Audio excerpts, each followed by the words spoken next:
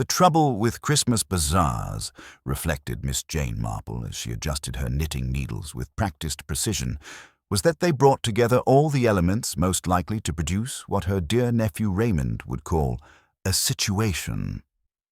Take a collection of people who had been avoiding each other for months, confine them in a drafty parish hall decorated with tinsel and forced goodwill. Add the particular tensions that December always seemed to bring, and something was bound to give way, rather like an overstretched elastic band. The parish hall of St. Mary Mead wore its Christmas finery with characteristic English modesty. Paper chains in red and green festooned the rafters, and a rather lopsided Christmas tree dominated one corner, its decorations clearly the work of many willing but uncoordinated hands. The air was thick with the mingled scents of mince pies, damp wool, and the paraffin heaters that fought a losing battle against the December cold seeping through the ancient windows. Miss Marple had positioned herself strategically near the white elephant stall, where her gentle sorting of donated items provided the perfect cover for her true occupation, the careful observation of human nature in all its fascinating complexity. Her pale blue eyes, sharp as winter frost behind old-fashioned spectacles, missed nothing of the small dramas unfolding around her. "Really, Jane, you're like a spider in the center of her web," observed Mrs. Dolly Bantry, approaching with a cup of tea that had clearly seen better days. "Sitting there so innocently while taking in absolutely everything. I swear you know more about this village than the vicar himself." "Oh, my dear Dolly," Miss Marple replied with her characteristic air of gentle deprecation, "I'm afraid I simply notice things. It's a dreadful habit, really. My nephew is always telling me I should mind my own business more." "Nonsense," said Mrs. Bantry firmly. "If more people paid attention to what was right in front of them, there would be far less trouble in the world. Speaking of which, have you seen who's graced us with her presence this afternoon?" Miss Marple's gaze followed her friend's meaningful nod toward the entrance, where a striking woman in an expensive fur coat was making what could only be described as an entrance. This was Mrs. Elspeth Thorne, the new owner of Greenways Manor, who had swept into St. Mary Mead 3 months prior with the force of a small hurricane. She was handsome rather than beautiful, with a kind of polished elegance that spoke of London salons and considerable means, but there was something in her manner, a brittleness beneath the sophistication that reminded Miss Marple of fine china with a hairline crack. "Mrs. Thorne does seem to enjoy making an impression," Miss Marple murmured, watching as the newcomer surveyed the modest bazaar, with an expression that managed to be both gracious and faintly condescending. "She's been trying to buy half. The village?" Mrs. Bantry whispered, leaning closer. "Wants to turn the old vicarage paddock into some sort of health retreat. Yoga classes and meditation gardens, if you can imagine. Poor Mrs. Clement is beside herself." Indeed, Miss Marple could see the vicar's wife near the cake stall, her usually cheerful face set in lines of determined politeness as she watched Mrs. Thorne's progress through the hall. There was something in Mrs. Clement's expression that suggested the proposed wellness retreat was not the only source of her distress. The dynamics of the room shifted subtly as Mrs. Thorne moved through the crowd. Conversations became more animated, voices carried a touch more shrillness, and several people found sudden urgent business at stalls on the opposite side of the hall. It was, Miss Marple noted, rather like watching a flock of birds react to the presence of a hawk. Not quite panic, but a definite heightening of alertness. Near the bookstall, a young man with dark hair and intense eyes watched Mrs. Thorne's progress with particular attention.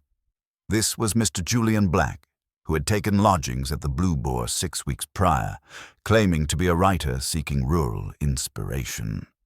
Miss Marple had observed that writers, as a species, were often either harmlessly eccentric or dangerously observant, and she had not yet determined which category Mr. Black occupied.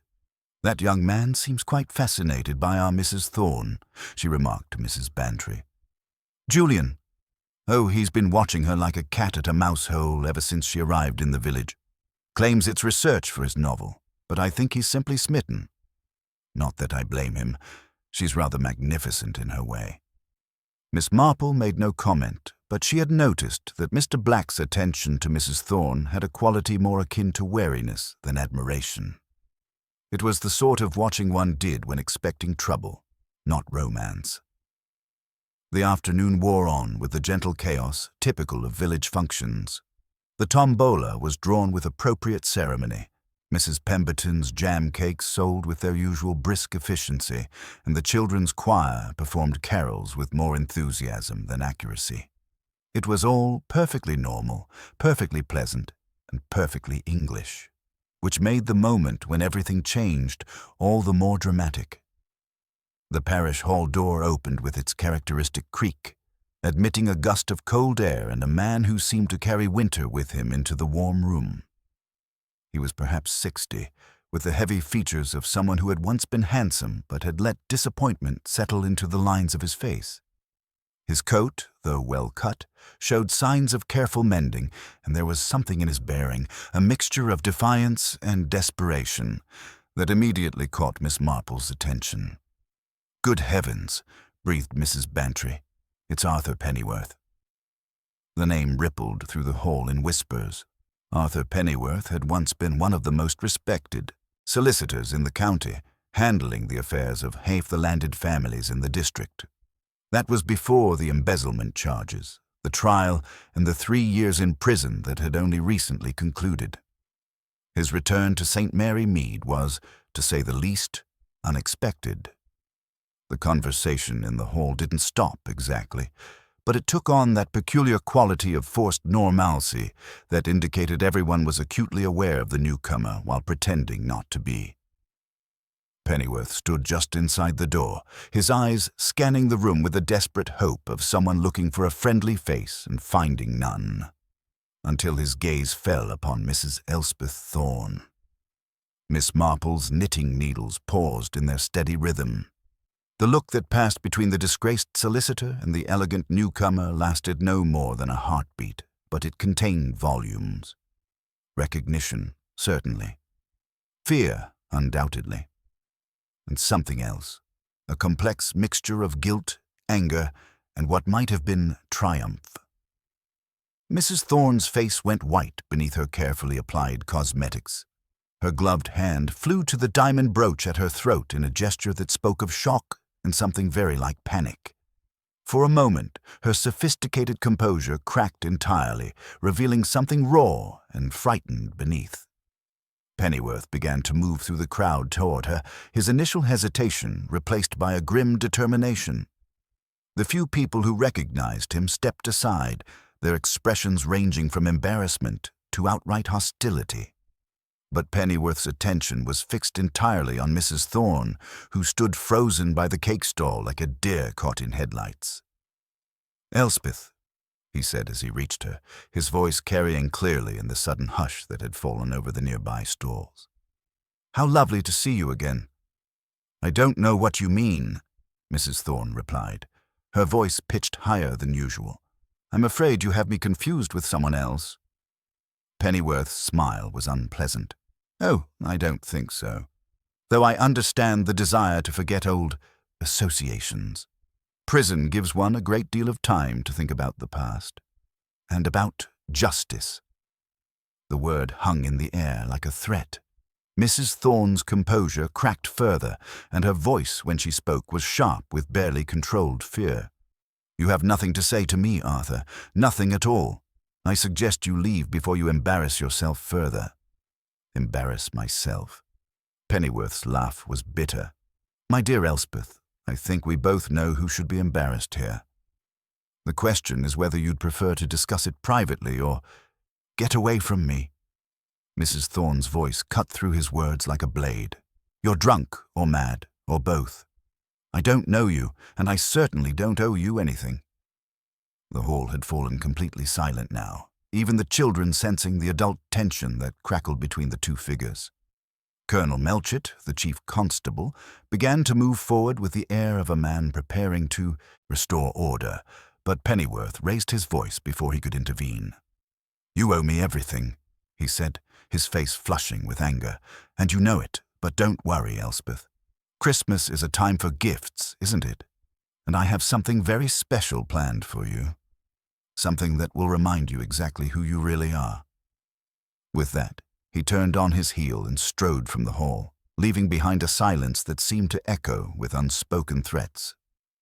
Mrs. Thorne stood perfectly still for a moment, her face a mask of marble. Then, with visible effort, she pulled her composure around herself like armor and turned to face the staring crowd with a brittle smile. "How extraordinary," she said, her voice only slightly unsteady. "The poor man is clearly unwell. I do hope someone will see that he gets the help he needs." The normal sounds of the bazaar gradually resumed, but the atmosphere had changed irrevocably. Miss Marple carefully folded her knitting and placed it in her tapestry bag, her mind already working on the puzzle that had just presented itself. As she prepared to leave, she noticed Mr. Julian Black near the door, his face pale and his hands clenched into fists. Whatever connection existed between Arthur Pennyworth and Elspeth Thorne, it seemed that the young writer knew more about it than his carefully maintained anonymity might suggest. "Quite an afternoon," Mrs. Bantry observed as they walked toward the exit together. "Do you suppose they really knew each other?" "Oh, yes," Miss Marple replied quietly. "They knew each other very well indeed. The question is not whether they were acquainted, but what happened between them that would bring a man just released from prison to make such threats in public." As they stepped out into the crisp December air, Miss Marple paused to look back at the lighted windows of the parish hall. Inside, the Christmas bazaar continued its gentle course, but she could feel the undercurrents of fear and anger that Pennyworth's appearance had stirred up. Human nature, she reflected as they walked across the village green, was remarkably consistent in its capacity for self-deception. People convinced themselves that the past could be buried, that secrets could be kept forever, that consequences could be avoided indefinitely. But Christmas, as Arthur Pennyworth had so ominously observed, was indeed a time for gifts. And sometimes, Miss Marple knew from long experience, those gifts came in the most unexpected and unwelcome forms. The evening was drawing in, and lights were beginning to twinkle in cottage windows across St. Mary Mead. It should have been a scene of perfect peace and goodwill. Instead, Miss Marple found herself thinking of another Christmas many years ago, when a similar confrontation in a village hall had led to consequences that no one could have foreseen. She quickened her pace slightly. Something told her that this Christmas in St. Mary Mead would be one that the village would remember, for a very long time indeed. The gossip began, as it always did in St. Mary Mead, before the parish hall doors had even swung shut behind the last departing villager. By morning, the fog that descended upon the village was no match for the efficiency of local communication networks. Words took flight like startled birds. Arthur Pennyworth, back from prison, threatened her, you know. And, most tantalizingly of all, something to do with money, I shouldn't wonder. Miss Marple, engaged in the purchase of peppermint humbugs at Mrs. Polk's general store, stood quietly by a display of tinned peaches, presenting the very picture of an elderly lady whose only concern was her sweet tooth. However, her attention was entirely focused on the animated conversation between Mrs. Polk and the formidable Miss Hartnell. "I tell you, it was blackmail," Miss Hartnell boomed, her voice carrying easily through the shop. "Plain and simple. Did you see the woman's face? White as a sheet. That Pennyworth fellow has a hold over her, mark my words." "Well, I heard something different." Mrs. Polk leaned conspiratorially over the counter. "The butcher's boy says Pennyworth was shouting about justice. That doesn't sound like blackmail to me. That sounds like a man who's been wronged." Miss Marple moved forward to pay, placing her coins with deliberate care. "It is curious," she remarked gently, "how people often react when confronted with a past they thought buried. It reminds me of my cousin's governess, who insisted she had never been to Brighton, despite having a luggage label from the Grand Hotel clearly visible on her trunk. Fear often makes people say foolish things." "Fear of what, though?" Mrs. Polk asked, handing over the peppermints. That, Miss Marple said thoughtfully, is the question, isn't it? The morning brought a soft knock on Miss Marple's door. Griselda Clement, the vicar's wife, stood on the threshold with cheeks flushed from cold and agitation. "Oh, Jane, I did hope you'd be in. I simply had to talk to someone sensible about yesterday's dreadful scene." Over tea by the fire, Griselda leaned forward impulsively. "Jane, did you know Arthur had written to Leonard from prison about 3 weeks ago? I shouldn't tell you, but you are so wonderfully discreet." Leonard wouldn't say what the letter contained, only that Mr. Pennyworth asked whether his old house was still vacant and whether certain matters in the village had been forgotten. Leonard said there was a tone of bitterness. Miss Marple's knitting needles paused. Did the vicar reply to the letter? Yes. He said Arthur would be welcome to attend church, and that Christian charity, oh, you know Leonard, but Arthur didn't call at the vicarage. He goes straight to the person he most wishes to confront. And there's something else, Griselda continued, her voice dropping. Leonard is worried about Mrs. Thorne. She's been unsettled lately. Distracted. She asked him last week what the legal position would be if a person's past identity were revealed. Isn't that the oddest thing to ask a vicar? Miss Marple set down her cup very carefully. Most curious indeed. Meanwhile, at the Blue Boar, Julian Black paced the taproom floor with barely contained agitation.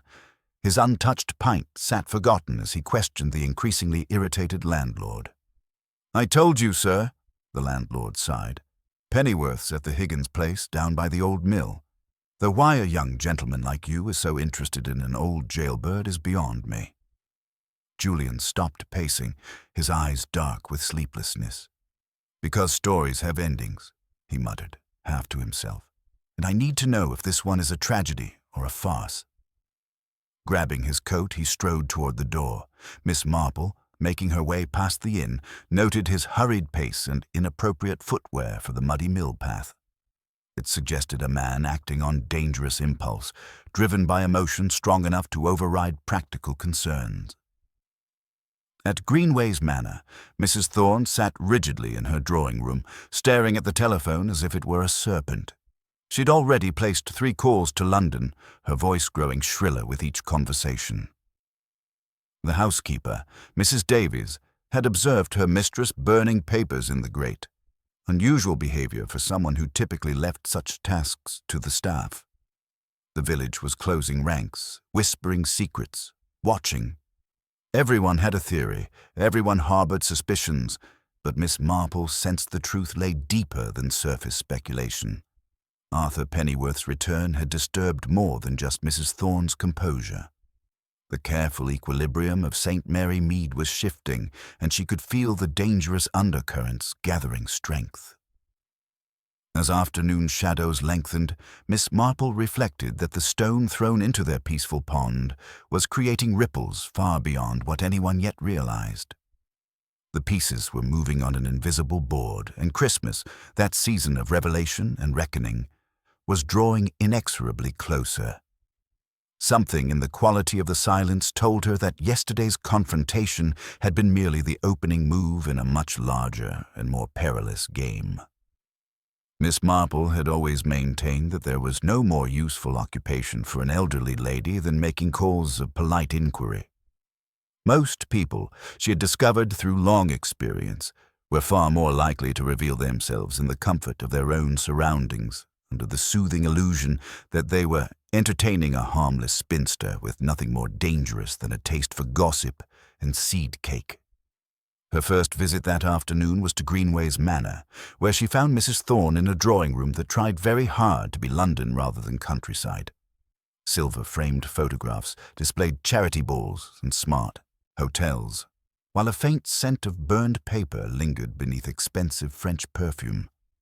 The lady of the house received her with creditable composure, though Miss Marple noted the slight tremor in her hands as she adjusted a silk cushion.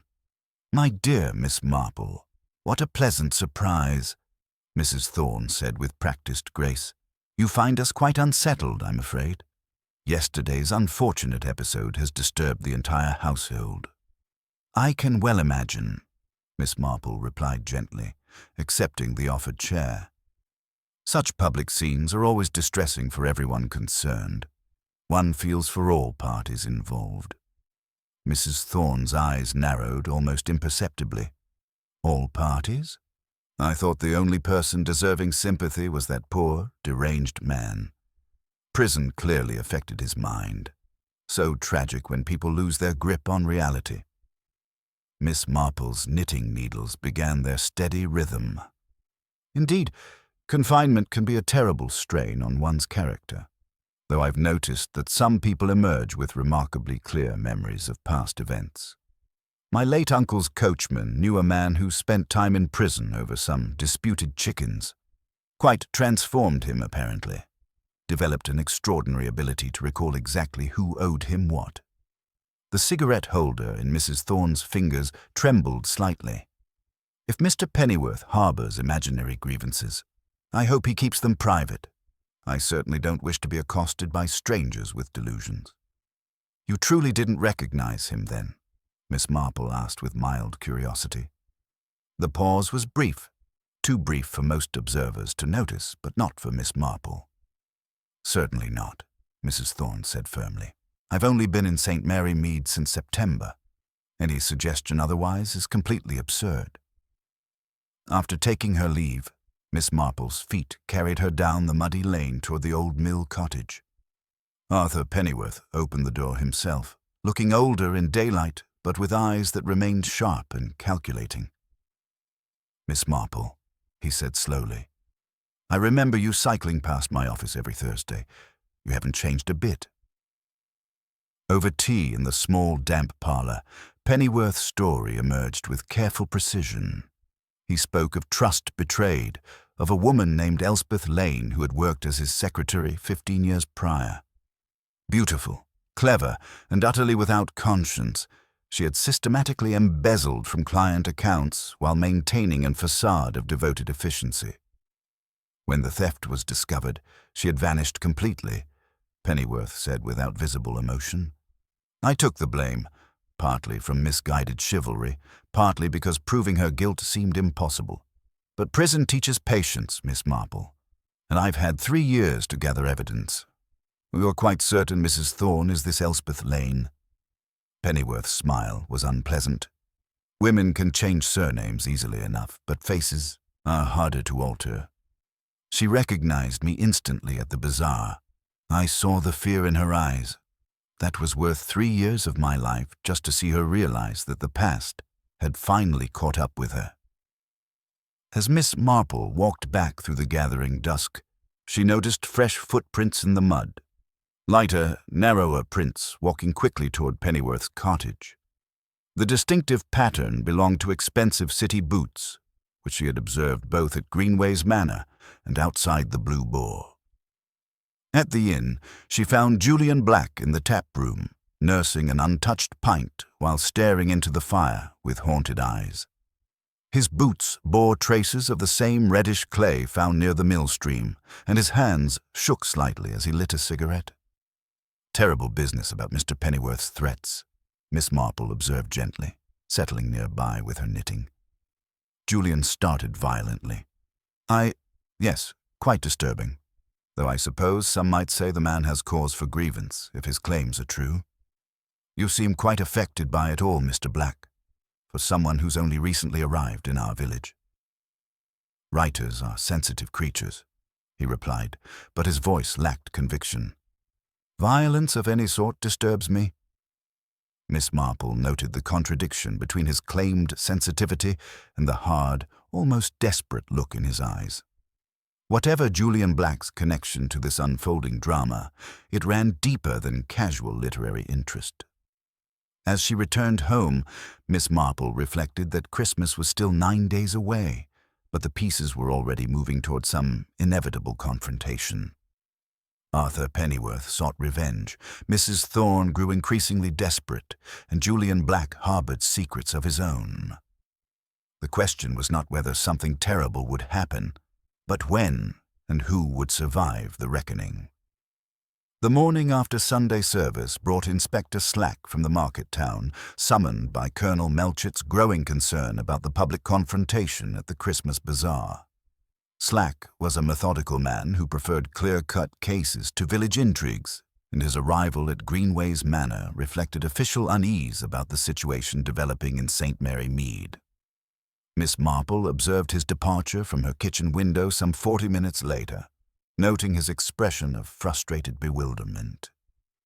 By tea-time, the details had filtered through the village network with characteristic efficiency.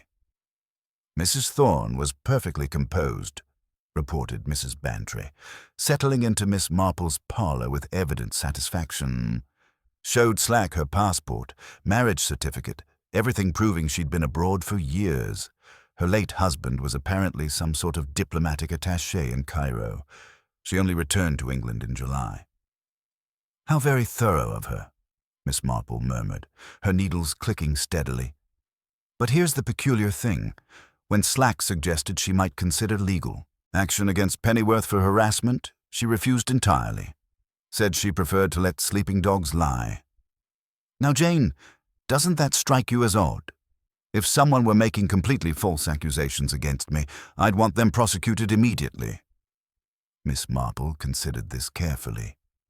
Perhaps she simply wishes to avoid further unpleasantness. Legal proceedings can be exhausting, and she seems a woman who values her privacy.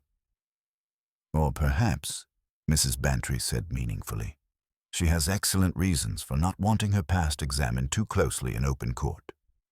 Inspector Slack's interview with Arthur Pennyworth proved equally inconclusive, but considerably more heated. The landlord of the Blue Boar reported raised voices and what sounded distinctly like threats of arrest for slander. Pennyworth emerged, looking grimmer than ever, but with a satisfaction that suggested the encounter had not gone entirely against him. That afternoon, Miss Marple encountered him at the post office, dispatching a thick manila envelope with deliberate care. His expression as it disappeared into the collection box was one of cold triumph. "Insurance," he muttered, more to himself than anyone else. "Let her try to silence me now." The same evening brought Julian Black to Miss Marple's door, his usual careful composure cracked entirely. Over tea that he barely touched, the truth emerged in reluctant fragments. "I haven't been entirely honest about my reasons for coming to St. Mary Mead," he began, his hands clenched around his teacup. "I'm not a writer. I'm a private investigator, hired by a London firm to locate a woman named Elspeth Lane." Miss Marple's knitting needles paused, almost imperceptibly. "And you believe Mrs. Thorne is this person?" Julian's face flushed with shame and confusion. "My client is Mrs. Henderson, widow of one of Pennyworth's former clients. Her husband lost everything in the embezzlement and subsequently took his own life. She simply wanted to know the truth about what really happened." "But you've become personally involved," Miss Marple observed gently.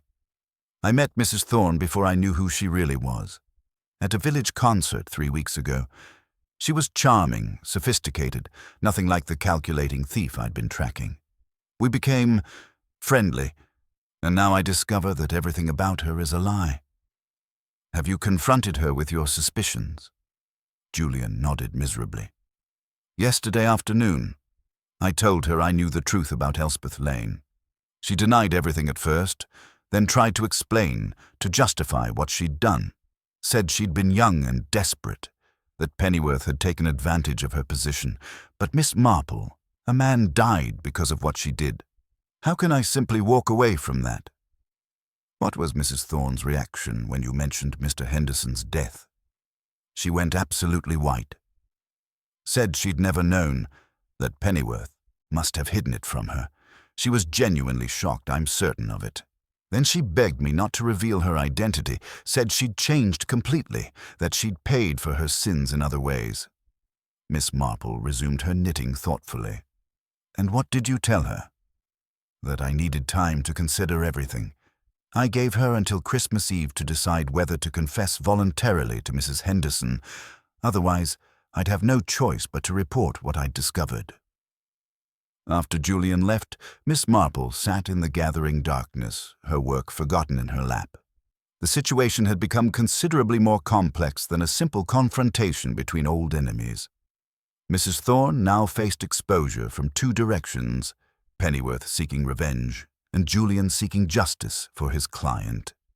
She was being systematically backed into an increasingly desperate corner. And desperate people, Miss Marple knew from long and sometimes bitter experience, were capable of taking the most extreme measures to protect themselves. The question was not whether something dramatic would happen, but when, and whether anyone would be prepared for the consequences when it did. The morning of December 20th brought a killing frost that silvered every surface in St. Mary Mead, transforming the village into a crystalline tableau that might have graced the cover of a Christmas card. Miss Marple, making her customary early walk to collect the morning paper, noticed immediately that the frozen ground told stories to those who knew how to read them. Fresh footprints marked the path to the old mill cottage, two distinct sets, one going down in the small hours when the frost was forming, another returning just before dawn. She mentioned this observation casually to the postman, who informed her with evident satisfaction that young Mr. Black had been seen leaving the Blue Boar well after midnight, walking rapidly toward the mill despite the bitter cold. The landlord had thought it peculiar, but assumed some urgent business that couldn't wait for morning light. By the time Miss Marple reached the village library for her weekly visit, she had already begun to piece together a pattern of nocturnal activities that suggested the situation was reaching some form of crisis. Her suspicions were confirmed when she encountered Mrs. Davies, the housekeeper from Greenways Manor, frantically searching through old parish records with an intensity that had nothing to do with casual historical interest. "Good morning, Mrs. Davies," Miss Marple said pleasantly, settling nearby with a volume of local genealogy, researching our village's fascinating past. The housekeeper started violently, nearly dropping a heavy register of baptismal records. "Oh, Miss Marple, just checking some dates for Mrs. Thorne. She's taken a sudden interest in the manor's history, wants everything properly documented." This explanation struck Miss Marple as distinctly inadequate. Mrs. Thorne had previously shown no interest in local history, being far more concerned with modernizing her property than preserving its past. More tellingly, why would she send her housekeeper on such a mission rather than consulting the vicar or hiring a proper researcher? After Mrs. Davies departed with obvious relief, Miss Marple spent a thoughtful hour examining the same records. What she discovered was illuminating. No mention of any Thorne family connection to Greenways Manor in over a century. The property had been sold to its current owner through a London solicitor with no local ties whatsoever. Mrs. Thorne's sudden interest in establishing historical connections suggested a woman desperately trying to construct legitimacy where none existed. Walking home through the village, Miss Marple paused at the draper's shop, where she overheard two young housemaids from the manor whispering near the ribbon counter. "She's burning things again," one girl murmured. "Not just papers this time. I found bits of old photographs in the grate, and the gardener says she's had him digging near the old summer house, claiming to check drainage. In frozen ground. Makes no sense at all." "The telephone calls are the worst part," her companion added. "Always after midnight, always shouting. Mrs. Davies says the mistress is terrified of something, but won't say what." Miss Marple completed her purchases with careful deliberation, her mind working rapidly. Burning photographs suggested an attempt to erase evidence of a past identity, which aligned perfectly with Arthur Pennyworth's accusations. But mysterious digging in frozen ground implied something else entirely, something physical that needed to be retrieved or perhaps concealed. That afternoon, while tending to her garden tools in the potting shed, she made a discovery that crystallized her growing suspicions. Near her back gate lay a small, muddy trowel that certainly didn't belong to her gardening equipment. The implement bore traces of distinctive reddish clay, the same clay found near the mill stream where Pennyworth lived, and also, she recalled with sudden clarity, near the old summer house at Greenways Manor where the mysterious digging had occurred. The implications were disturbing. Someone had been moving between these locations under cover of darkness, carrying tools for excavation. The question was whether this represented Pennyworth stalking his quarry, or Mrs. Thorne taking increasingly desperate measures to protect her secrets. The answer came with the evening's dramatic development. Julian Black appeared at her door just as the church bells chimed 6, his face haggard with sleeplessness and moral torment. "Miss Marple, I must speak with someone," he said, accepting her invitation to tea with obvious gratitude. "I've made my decision about Mrs. Thorne. I told her this afternoon that I'm leaving for London tomorrow to meet with Mrs. Henderson. I intend to reveal everything I've discovered about Elspeth Lane." "And how did she receive this news?" Julian's hands shook as he set down his teacup. She went completely silent for nearly a minute. Then she asked whether I'd spoken to Pennyworth recently. When I said no, she simply thanked me for my honesty and rang off. But Miss Marple, there was something in her voice, a quality I can only describe as finality. Miss Marple felt a familiar chill of premonition. Finality, as though she were saying goodbye, not just to our conversation, but to everything. And there's something else. Last night, when I went to confront Pennyworth about his threats, I saw lights moving around Greenways Manor well after midnight. Someone was active there when the entire household should have been asleep. As Julian departed into the gathering dusk, Miss Marple remained by her fireside, her knitting forgotten in her lap. The pieces of the puzzle were converging with alarming speed. Mrs. Thorne faced exposure from 2 directions: Pennyworth's vengeful accusations and Julian's moral obligation to his client. Each man believed himself to be serving justice, yet neither fully understood the desperation of the woman they were systematically cornering. And desperate people, Miss Marple knew from decades of observing human nature, were capable of taking the most extreme and irreversible measures to protect themselves. The muddy trowel, the midnight digging, the burned photographs, all pointed to someone preparing for a final, desperate gambit. Outside, snow began to fall again, muffling the familiar sounds of the village and creating an atmosphere of deceptive peace. But Miss Marple could sense the tension coiling beneath St. Mary Mead's tranquil surface, like ice forming over deep and dangerous waters. Christmas was still 4 days away, but she feared that the season of peace and goodwill would bring instead a reckoning that none of them were prepared to face. The morning of December the 21st brought a peculiar stillness to St. Mary Mead, as though the village itself were holding its breath. Miss Marple, making her customary early walk despite the bitter cold, noticed immediately that something was amiss at Greenways Manor. The front door, which Mrs. Thorne always kept meticulously secured, stood slightly ajar, and fresh snow had drifted across the threshold into the entrance hall. Her knock brought Mrs. Davies, the housekeeper, to the door in a state of considerable agitation. The woman's usually immaculate appearance was dishevelled, her eyes red from what appeared to be recent tears.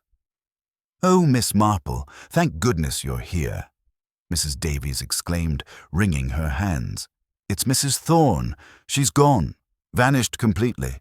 Her bed wasn't slept in, and the French windows in her room were standing wide open when I went to bring her morning tea." Within the hour, Colonel Melchett and Inspector Slack had arrived, their expressions grave as they surveyed the evidence of Mrs. Thorne's mysterious departure. The bedroom told a story of hasty, perhaps panicked preparation. Drawers had been pulled open and their contents scattered. Expensive clothing lay abandoned across chairs, yet curiously, Mrs. Thorne's passport remained clearly visible on the dressing table. "Most peculiar," Miss Marple observed quietly, examining the scene with practiced eyes. "A woman planning deliberate flight would surely take her passport, yet she's left behind items of considerable value. This suggests either extreme haste or—" She paused meaningfully. "Something quite different from voluntary departure." Inspector Slack, following a trail of footprints in the snow, led the party through the manor's gardens toward the old summer house. The prints were small and delicate, unmistakably feminine, but their erratic pattern suggested someone moving with desperate urgency rather than purposeful direction. The summer house door hung open, revealing a scene that made everyone stop short. The earthen floor had been recently excavated in one corner, tools scattered about carelessly. Most significantly, a metal strongbox lay partially buried in the shallow pit, its lock broken, papers spilled around it like autumn leaves. Miss Marple knelt carefully, examining the documents with gloved hands. They were legal papers, some dating back 15 years. Client account records from Pennyworth's old firm, correspondence in a feminine hand discussing transfers of funds, and most damning of all, a passport in the name of Elspeth Lane bearing a photograph unmistakably of Mrs. Thorne. The evidence of her true identity, Colonel Melchett said grimly. She must have buried this years ago, then returned last night to retrieve it when she realized the game was up. But Miss Marple's attention had been caught by something else. A gentleman's monogrammed handkerchief lying near the excavation, embroidered with the initials A.P. The fabric bore traces of the distinctive reddish clay found near the mill stream, and more troubling still, dark stains that looked suspiciously like dried blood. "Colonel," she said quietly, "I believe we should check on Mr. Pennyworth immediately. His presence here is indicated by more than just this handkerchief." The party made their way swiftly to the mill cottage, their unease growing with each step. Pennyworth's door was unlocked, swinging gently in the morning breeze. Inside, the sitting room showed clear signs of a violent struggle. Furniture overturned, papers scattered across the floor, and dark stains on the hearth rug that confirmed Miss Marple's worst suspicions. The bedroom revealed even more disturbing evidence. The bedclothes were twisted and pulled from the mattress, a chair lay on its side, and, most tellingly, a woman's silk scarf in distinctive emerald green was caught on the iron bedstead, a scarf that Mrs. Davies immediately identified as belonging to Mrs. Thorne. "Two people have disappeared," Inspector Slack said grimly, surveying the scene. "The question is whether they left together or whether one prevented the other from leaving at all." Miss Marple stood in the cottage's main room, her mind working rapidly through the implications. The evidence suggested a confrontation between Pennyworth and Mrs. Thorne, but the sequence of events remained unclear. Had she come to negotiate, to threaten, or to silence him permanently? And where were they now? As the search parties fanned out across the village and surrounding countryside, Miss Marple remained behind, studying the cottage with the methodical attention that had served her so well in previous investigations. It was then that she made a discovery that chilled her more than the December wind. A half-burned letter in the fireplace grate, its remaining fragments revealing Pennyworth's distinctive handwriting and the ominous words, "Final proof of your crimes. Justice at last. Christmas morning." The implication was unmistakable. Pennyworth had planned some form of dramatic revelation for Christmas Day, just 4 days away. But someone, almost certainly Mrs. Thorne, had discovered his intentions and taken desperate action to prevent it. As afternoon shadows lengthened and the search parties returned empty-handed, Miss Marple found herself facing a puzzle more complex than any she had encountered. 2 people had vanished, leaving behind evidence of violence and desperation, but no clear indication of their fate.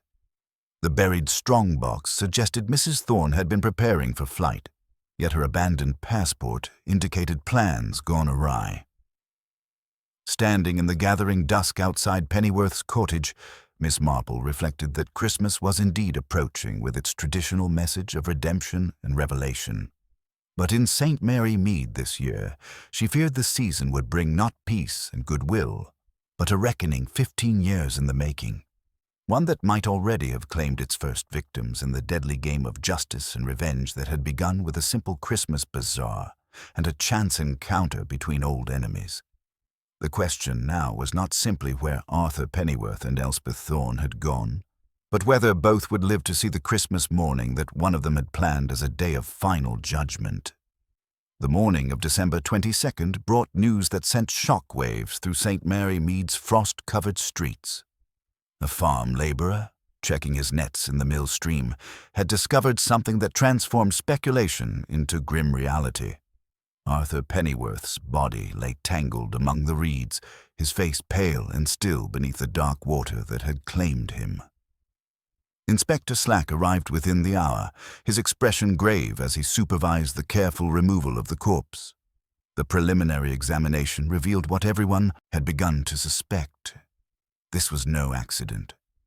A severe blow to the back of the head had killed Pennyworth before he entered the water, and the distinctive red clay under his fingernails suggested he had struggled desperately before succumbing to his attacker.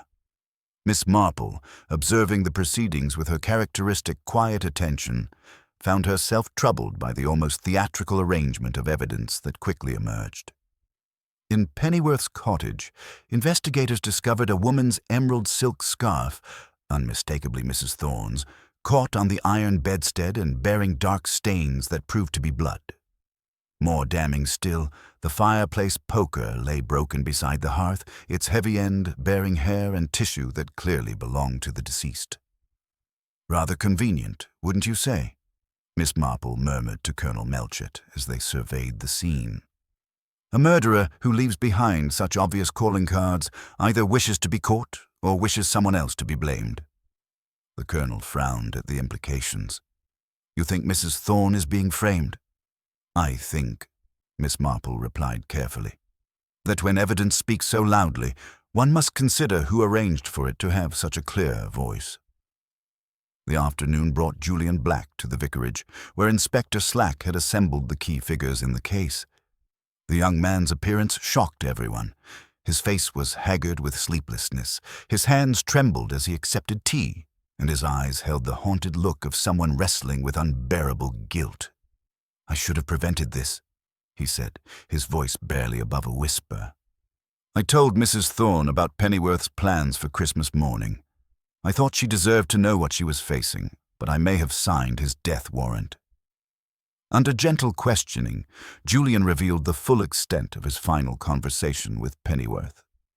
The older man had been almost gleeful about his planned revelation, boasting that he possessed not just accusations, but documentary proof of Elspeth Lane's crimes. More troubling still, Pennyworth had hinted that his evidence would implicate others, people who had helped cover up the original theft and who now held positions of respectability in London society. "He said the whole rotten structure would come crashing down," Julian continued, his voice thick with self-recrimination. "Not just Mrs. Thorne, but everyone who had protected her over the years. He seemed to relish the thought of destroying multiple lives." Miss Marple's needles paused in their steady rhythm. "And you conveyed this information to Mrs. Thorne?" "The next morning, she went completely white when I told her. Said Pennyworth had become obsessed, that prison had twisted his mind until he saw conspiracies everywhere. She begged me to help her leave the country before Christmas, but I refused. I told her that running would only confirm her guilt. It was then that Mrs. Davies, the manor's housekeeper, made a discovery that cast the entire situation in a different light. While sorting through Mrs. Thorne's abandoned correspondence, she had found a letter tucked inside a prayer book on the bedroom nightstand. A letter in Pennyworth's handwriting, but strikingly different in tone from the threats everyone had assumed. Miss Marple read it by the vicarage's lamplight, her expression growing increasingly thoughtful. The letter, dated just 3 days earlier, began not with accusations, but with what appeared to be genuine remorse. Pennyworth wrote of his years in prison, of the time he had spent reflecting on his own role in the events that had destroyed both their lives. He acknowledged that while Elspeth Lane had committed the actual theft, he had created the circumstances that made it possible through his own financial irregularities and poor supervision. "Perhaps we can find a way to make amends before Christmas brings its season of redemption," the letter concluded. "I have hidden the original evidence in a new location, safer than the old summer house. Meet me there on the 20th, and we can discuss how to resolve this matter honorably for both of us." The letter transformed everything. This was not the threatening ultimatum everyone had expected, but an offer of reconciliation, perhaps even restitution. Yet both parties had disappeared, and violence had clearly occurred at their meeting place. Two people burdened by 15 years of guilt, Miss Marple observed quietly, each believing the other to be their destroyer, meeting in darkness to discuss forgiveness, and then something went catastrophically wrong. As evening shadows lengthened across the village, Miss Marple sat in her parlour, her knitting forgotten as she contemplated the psychological complexity of the case. The evidence against Mrs. Thorne was almost too perfect, yet Pennyworth's conciliatory letter suggested a meeting that should have ended in peace, not murder. Somewhere in the tangle of guilt, fear, and desperate hope lay not only the truth about Pennyworth's death, but the location of the documentary evidence he had moved to a safer place. That evidence, Miss Marple suspected, held the key not just to the original embezzlement, but to understanding who had the most to lose from its revelation and who might have killed to prevent Christmas morning from bringing its promised season of truth. The question was whether she could unravel the psychological knots before the killer, emboldened by success, decided that one death was not enough to ensure their safety. Miss Marple had always believed that the most dangerous moment in any investigation came when the obvious solution presented itself too neatly. As she made her customary rounds through St. Mary Mead on the morning of December the 23rd, her pale blue eyes missed nothing of the subtle changes in the village's atmosphere. People spoke in hushed tones, casting nervous glances toward the mill stream where Arthur Pennyworth's body had been discovered, yet there was an undercurrent of relief that seemed oddly premature for a community still harboring a murderer. Her first call was upon Mrs. Davies at Greenways Manor, where she found the housekeeper in a state of barely controlled agitation. The woman's usual efficiency had given way to nervous energy as she sorted through Mrs. Thorne's abandoned correspondence with trembling fingers. "Such a terrible business, Miss Marple," Mrs. Davies said, her voice pitched higher than usual. "To think we've been harboring a murderess all these months. Though I must say, there were signs if one knew how to read them. The late-night telephone calls, the burning of papers, the way she jumped at every unexpected sound." Miss Marple settled herself comfortably in the morning room, her knitting needles beginning their familiar rhythm. "You mentioned telephone calls, Mrs. Davies. Were they frequent?" "Oh yes, particularly in recent weeks. Always after midnight, always conducted in whispers. I assumed they were to London. Something about her late husband's affairs, she said. But now I wonder if she wasn't coordinating with accomplices." This information troubled Miss Marple more than she let show. A woman planning murder rarely advertised her intentions through regular telephone calls, yet someone desperately seeking help or advice might well do so. The distinction was crucial to understanding Mrs. Thorne's state of mind in the days leading to Pennyworth's death. Her next visit took her to the vicarage, where she found Julian Black in the study with Griselda Clement, his usual careful composure entirely absent. The young man looked as though he had aged years in the past few days, his hands shaking as he attempted to light a cigarette. "Mr. Black," Miss Marple said gently, taking the chair opposite him, "I believe the time has come for complete honesty. Your distress suggests a connection to these events that goes deeper than professional curiosity or romantic attachment." Julian's defenses crumbled with startling suddenness. "Arthur Pennyworth was my father," he said, the words seeming to tear themselves from his throat. "I haven't used that name since I was 18, when the scandal destroyed everything we had built together." The confession that followed revealed a psychological complexity that transformed the entire case. Julian had indeed been hired to investigate Elspeth Lane, but not by Mrs. Henderson's solicitors. He had spent years tracking her himself, driven by a son's need to understand the woman who had destroyed his father's life and reputation. "When I found her in St. Mary Mead, playing the gracious lady of the manor, I thought I would feel satisfaction," he continued, his voice hollow with self-recrimination. "Instead, I found myself drawn to her charm, her apparent vulnerability. She seemed genuinely remorseful about the past, claimed she had been young and desperate, manipulated by others into actions she never fully understood. Miss Marple's needles paused. Others, Mr. Black, she mentioned accomplices. Not accomplices exactly. She spoke of someone who had guided her, someone she trusted completely, who had convinced her that what she was doing was necessary, even justified. She never gave me a name, but she made it clear this person was someone of considerable influence, someone who had helped her disappear after the embezzlement was discovered. The implications were staggering. If Mrs. Thorne had indeed been manipulated by a third party, then her role in the original crime, and possibly in Pennyworth's murder, might be far different from what everyone assumed. Miss Marple found herself thinking of her nephew Raymond's favorite detective stories, where the obvious suspect was invariably innocent and the true villain was someone who had remained carefully in the shadows. Mr. Black, on the night your father died, did you visit the mill cottage?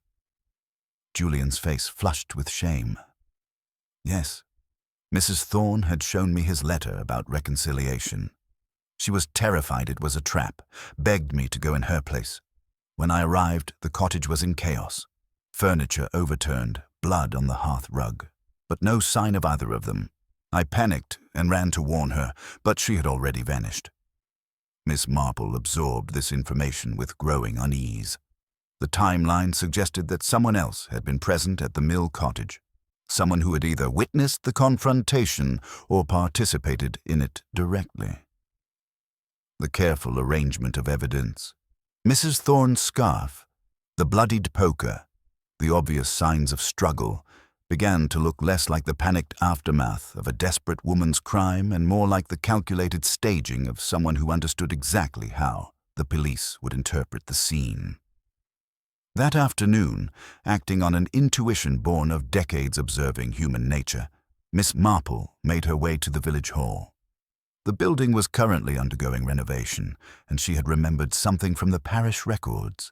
Arthur Pennyworth had once been quite active in the village dramatic society, even serving as treasurer for several productions. Her hunch proved correct. Beneath the old stage, in a space that had once housed theatrical props and machinery, lay a metal document box that had clearly been recently disturbed. Inside, she found not just the evidence of Elspeth Lane's embezzlement, but something far more significant, a detailed journal in Pennyworth's handwriting, chronicling his years in prison and his gradual understanding of what had really happened 15 years ago. The final entries were particularly illuminating. Pennyworth had not sought Mrs. Thorne for revenge, but for vindication, both hers and his own. He had discovered that she had been systematically manipulated by someone else, someone who had used her affection and trust to orchestrate the entire embezzlement scheme. The letter offering reconciliation had been genuine. He had hoped to join forces with her to expose the real architect of their mutual destruction. But someone had discovered his intentions and acted to prevent the truth from emerging. Someone who had been watching, waiting, and planning for exactly this moment when the past threatened to resurface and destroy carefully constructed new identities. As Miss Marple walked home through the gathering dusk, she reflected on the psychological sophistication required to orchestrate such an elaborate deception.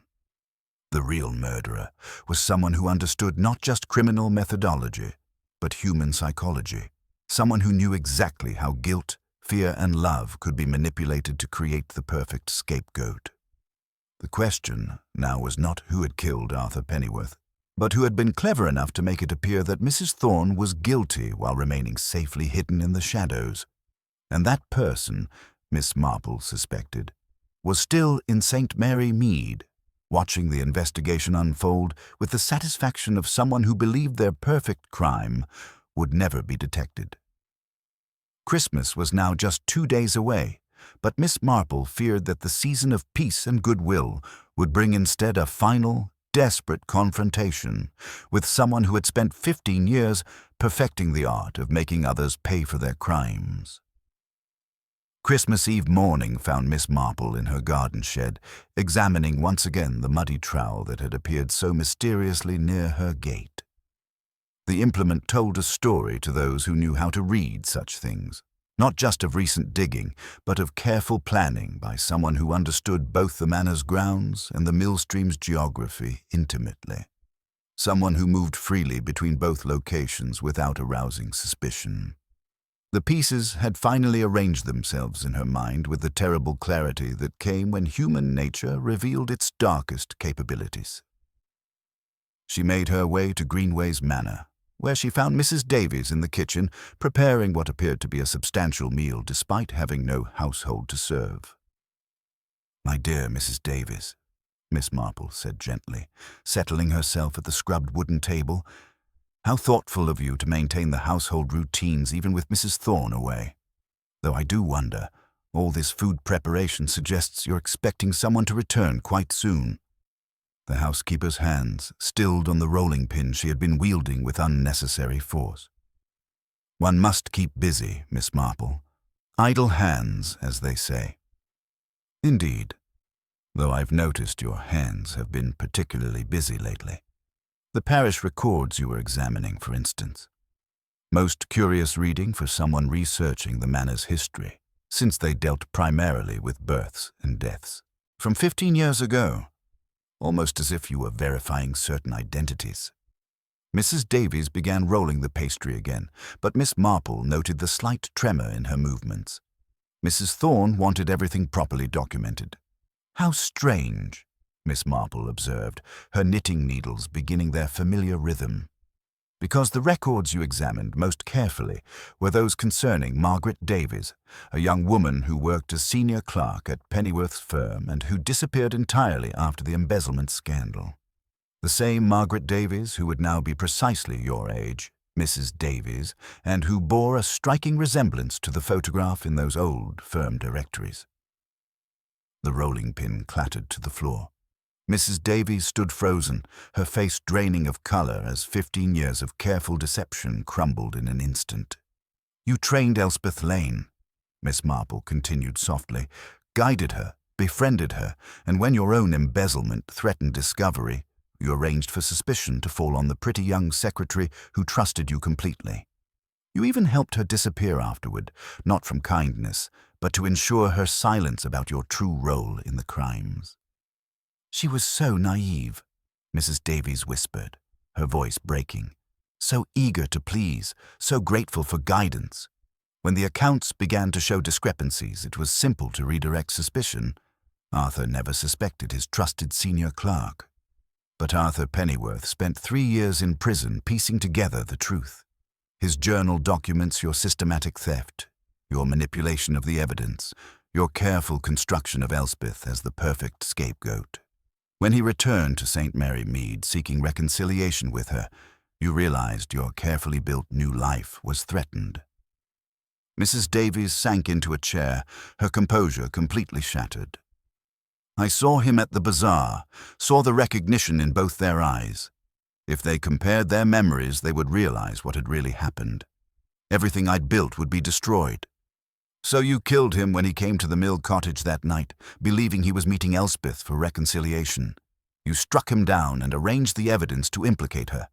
Her scarf, the bloodied poker, signs of struggle. Then you returned to the manor and convinced her to flee, knowing her disappearance would confirm her apparent guilt. She trusted me," Mrs. Davies said, tears flowing freely now. Even after 15 years, she still trusted the woman who had destroyed her life. "She came to me for help, and I—" Miss Marple's voice remained gentle despite the horror of the revelation. "Where is she, Mrs. Davies? Where is Elspeth?" The housekeeper's confession came in broken whispers. She had lured Mrs. Thorne to the old ice house on the night of Pennyworth's murder, claiming to have found evidence that would clear her name. Instead, she had killed her with the same cold efficiency she had once applied to manipulating account ledgers, burying the body in the frozen ground behind the structure. When Inspector Slack arrived with Colonel Melchett, summoned by Miss Marple's urgent message, they found Margaret Davies sitting calmly at the kitchen table, her hands folded as if in prayer. She offered no resistance as the handcuffs were applied, seeming almost relieved that the burden of deception had finally been lifted from her shoulders. The discovery of Mrs. Thorne's body in the shallow grave confirmed the full extent of Davies's crimes. Two people who had sought redemption and truth had been murdered by the woman they had once trusted, a woman who had spent 15 years building respectability on the foundation of others' destroyed lives. As Christmas Eve bells began to ring across St. Mary Mead, Miss Marple reflected sadly on the terrible irony of the case. The season of forgiveness had brought not redemption, but a final, brutal accounting for crimes that should have been confessed long ago. Margaret Davies had chosen to compound her original theft with murder, rather than face the consequences of her actions, destroying not just her victims' lives, but ultimately her own carefully constructed facade. Standing in the Manor's kitchen where it had all unraveled, Miss Marple felt the familiar mixture of satisfaction and sorrow that came with solving such cases. Justice had been served, but at a cost that made the approaching Christmas feel less like celebration than memorial for the lives lost to one woman's refusal to accept responsibility for her crimes. The truth, as always, had eventually surfaced, but far too late to save those who had deserved the chance at redemption they had been seeking. Christmas Day dawned over St. Mary Mead with the peculiar clarity that often follows revelation, sharp, cold, and unforgiving in its honesty. The village bells rang out across the frost-covered landscape, their familiar peals carrying an undertone of solemnity that even the most determined Christmas cheer could not entirely dispel.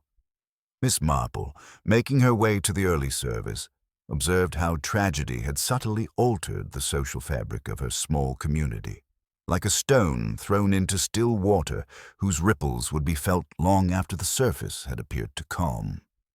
The congregation was notably smaller than usual, and those present seemed to huddle closer together as if seeking comfort in proximity.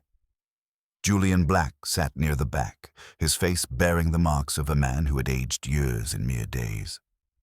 The knowledge that both his father and the woman he had begun to care for had been victims of a crime stretching back 15 years weighed heavily upon his features, transforming him from the confident young investigator who had arrived in St. Mary Mead into someone far more aware of human complexity and moral ambiguity.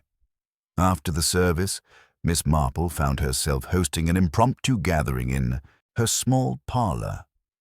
Colonel Melchett and Inspector Slack had requested what the colonel termed a final accounting, while Griselda Clement and Julian Black seemed drawn by the need to understand how such elaborate deception had flourished undetected in their midst.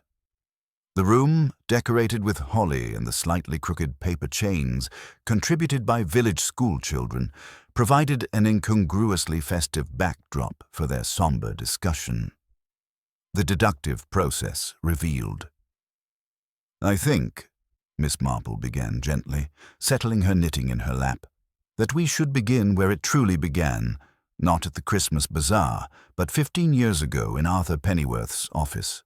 The key to understanding Margaret Davies lay in recognizing that she possessed two distinct but related talents: the ability to manipulate financial records and the ability to manipulate human psychology with equal precision.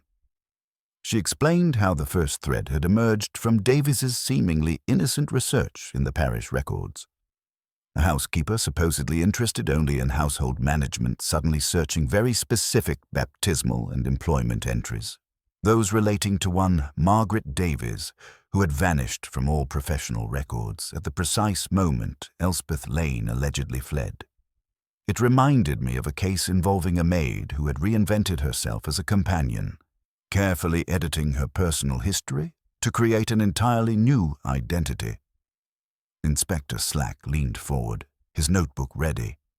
"But how did you determine she was the real embezzler, not just another victim?" "From Arthur Pennyworth's prison journal," Miss Marple replied, her voice taking on the patient tone of a teacher explaining a complex theorem. His entries documented his gradual realization that the account discrepancies always occurred on days when Margaret, not Elspeth, handled the final reconciliation. He described in painful detail how Margaret had cultivated Elspeth, encouraging her, flattering her, sharing small confidences that created a bond of trust. It was classic preparation of a scapegoat, executed with psychological sophistication. Julian's voice was barely above a whisper. She did the same thing to me, didn't she? Fed me information, guided my suspicions, ensured I would see Elspeth as the villain rather than another victim. Precisely, Miss Marple confirmed. Margaret Davies understood that people believe what confirms their existing assumptions. Everyone expected the elegant, mysterious Mrs. Thorne to be hiding a dark past, so Davies simply provided evidence that supported those expectations. The silk scarf at the murder scene, the bloodied poker, the signs of struggle, all carefully arranged to create an inescapable web of circumstantial evidence. The psychology of deception. Colonel Melchett frowned thoughtfully. But what made her so dangerous? Surely other criminals have tried similar deceptions. Miss Marple's needles resumed their gentle rhythm. Margaret Davies possessed what I can only describe as emotional compartmentalization of an extraordinary degree. She could view murder as simply another business problem requiring practical solution. When Arthur Pennyworth returned seeking reconciliation with Elspeth, Davies realized that if they compared their memories, her 15 years of carefully constructed respectability would crumble. She paused, considering her words carefully. Davies had convinced herself that she deserved the comfortable life she had built, that her original crimes were justified by circumstances. When that illusion was threatened, she reacted with the cold efficiency of someone who saw human lives as obstacles to be removed rather than moral considerations to be weighed. The most chilling aspect, Miss Marple continued, was her understanding of invisibility as a weapon. Servants are often present during intimate conversations, yet remain effectively unseen. She could observe, manipulate, and act without arousing suspicion because people simply did not notice her beyond her functional role. The final pieces. Griselda Clement spoke up, her voice troubled. How did you know to look for Mrs. Thorne's body at the ice house? The muddy trowel near my gate told part of the story, Miss Marple explained. It bore traces of the distinctive reddish clay, found both near the mill stream and around the manor grounds. But more telling were the late-night telephone calls Mrs. Davies reported, always after midnight, always conducted in whispers. A woman planning murder rarely advertises her intentions through regular telephone calls, but someone desperately seeking help or advice might well do so. She set down her knitting, her expression growing more serious. When I realized that Davies had access to both locations and intimate knowledge of Mrs. Thorne's movements, the pattern became clear. She had first framed Elspeth at the mill cottage, then lured her to the ice house with promises of evidence that might exonerate her. It was there she killed her with the same calculated efficiency she had once applied to falsifying account ledgers. Emotional resolution and moving forward. Julian looked up from his untouched tea, his eyes haunted. My father died believing he had failed Elspeth, yet he was trying to make amends. Does this vindicate him? Miss Marple's voice carried gentle wisdom. Your father made mistakes. In supervision, perhaps in character. But he emerged from prison seeking redemption, not revenge. His final journal entries speak of hope for reconciliation and the possibility of healing old wounds. That he was murdered while moving toward the light rather than away from it speaks to his fundamental decency, whatever his earlier failings. And Elspeth? Griselda asked softly. A foolish young woman led into wrongdoing and then condemned to bear the full weight of it. Miss Marple replied. Her later life here suggests she tried, in her way, to live decently, that ambition was used against her more cruelly than any court sentence could have been. As the afternoon shadows lengthened, the small gathering began to disperse. Julian announced his intention to return to London, carrying with him a complex legacy of truth about his father that was neither complete vindication nor total condemnation, but something more nuanced and ultimately more human. The village recovers. In the days that followed, St. Mary Mead began the quiet work of incorporating these events into its collective memory. The story would acquire the patina of legend over time. The respectable housekeeper unmasked as a calculating murderer, the elegant lady revealed as a tragic figure rather than a scheming adventuress, the disgraced solicitor reclaimed in part by posthumous vindication. Miss Marple resumed her daily routines, but she carried with her the sobering knowledge of how easily evil could flourish when disguised as respectability. Margaret Davies had lived among them for months, serving on church committees, attending village functions, playing the perfect housekeeper while concealing crimes of breathtaking callousness. As she sat by her fire on the evening of Boxing Day, her knitting needles moving in their familiar rhythm, Miss Marple reflected on the psychological lesson the case had taught. The most dangerous criminals were not those driven by passion or desperation, but those who could commit terrible acts while maintaining perfect emotional detachment. Davies had killed twice with the same systematic approach she had once used to embezzle funds, viewing murder as merely another problem requiring efficient solution. Outside, the Christmas lights still twinkled in cottage windows, and the sound of children playing in the snow carried on the crisp air. Life, in its obstinate way, was continuing. St. Mary Mead would heal, as it always did, but this Christmas would be remembered as the season when the past had finally claimed its due, when secrets buried for 15 years had been dragged into the cold winter light. The truth had emerged, as it always did eventually, but far too late to save those who had deserved the redemption they had been seeking. Yet in its emergence lay a kind of justice, imperfect, costly, but real nonetheless. And in a world often filled with moral ambiguity, Miss Marple knew that such justice, however dearly bought, was perhaps the most valuable gift one could offer to the memory of the dead and the peace of the living.